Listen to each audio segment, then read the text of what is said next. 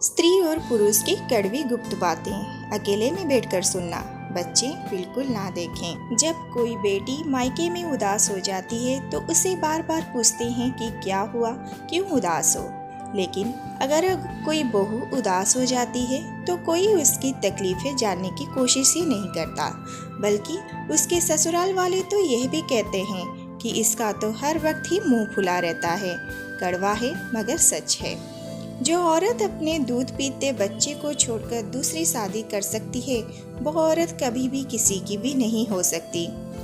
एक स्त्री की अपनी शादी से बहुत सारी उम्मीदें और सपने होते हैं, लेकिन जब हमसफर सही नहीं मिलता तो उसके सारे सपने टूट जाते हैं। फिर वो उम्र भर जीती तो जरूर है, लेकिन जिंदा लाश बनकर अपनी किस्मत को कोसते हुए। सास कहती है शादी के बाद बेटा बदल गया। ननंद बोलती है भाई तू पहले जैसा नहीं रहा। वाह रे जमाना, बेटा खुद का बदल गया और कसूरवार बहू को ही बना दिया गया।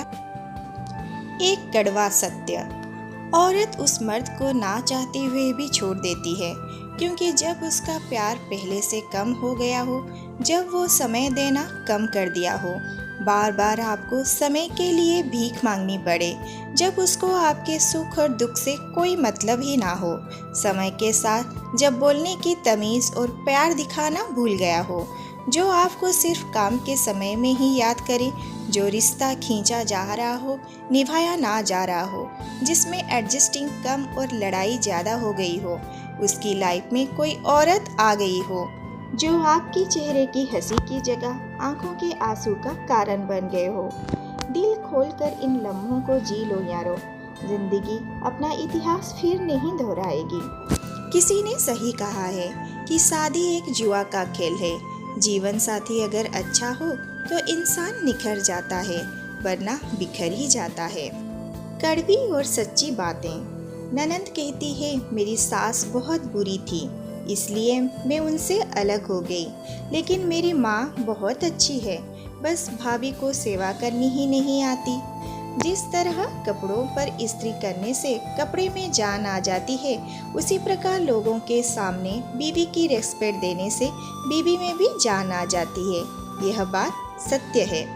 जब कोई लड़की आपके गलत व्यवहार से तंग आकर आपको छोड़ दे तो इसका ये मतलब नहीं है कि उसे कोई और मिल गया है, बल्कि इसका मतलब यह भी हो सकता है कि उसे जो आपसे उम्मीद थी आप पूरी ना कर सके। स्वयं को कमजोर साबित ना होने दें, क्योंकि डूबते सूरज को देखकर लोग घरों के दरवाजे बंद करने लगते हैं। बेटी की सास और ननंद काम में मदद ना करे तो गुस्सा आता है, और अपने घर में बहू की मदद ना करना ठीक लगता है।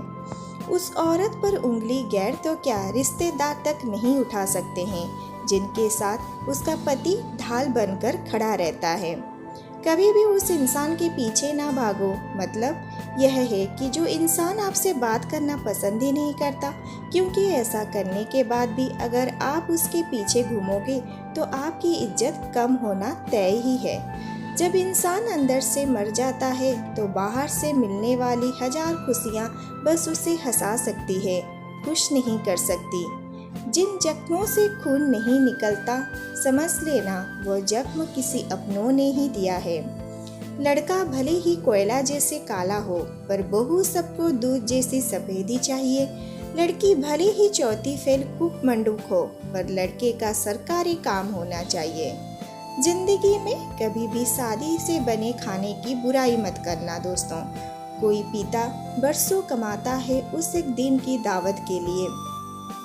समझदार लड़की अमीरों के पीछे नहीं भागती, बल्कि वह खुद अमीर बनने की पूरी कोशिश करती है। संभोग वाले कमरे में इन बातों का रखें ध्यान।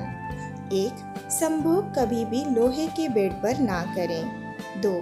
संभोग वाले बेड पर कभी भोजन ना करें। 3. संभोग वाले कमरे में कभी आईना ना लगाएं। जब जब पुरुष के शरीर में से वीर्य निकलता है, तब तब उसके शरीर से पौरुष निकलता रहता है, जिसका विश्व में एक ही सार्थक उपयोग है, जो कि संतान प्राप्ति। लेकिन मूर्ख मनुष्य नाली में ही बहाया जा रहा है।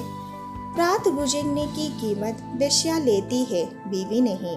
औरत की इज्जत खाकर उसकी इज्जत उछालकर औरत बदलने की हरकतें दलाल करता है, पति नहीं। उम्मीद करती हूँ दोस्तों आपको ये वीडियो पसंद आया होगा। यदि पसंद आया तो प्लीज़ मेरे मनोबल बढ़ाने के लिए स्टोरी शो चैनल को सब्सक्राइब जरूर करिएगा। उसके साथ वीडियो को लाइक एंड शेयर जरूर करें। फिर मिलते हैं दोस्तों अगले वीडियो के साथ। तब तक के लिए अपना ख्याल रखना और स्वस्थ रहना।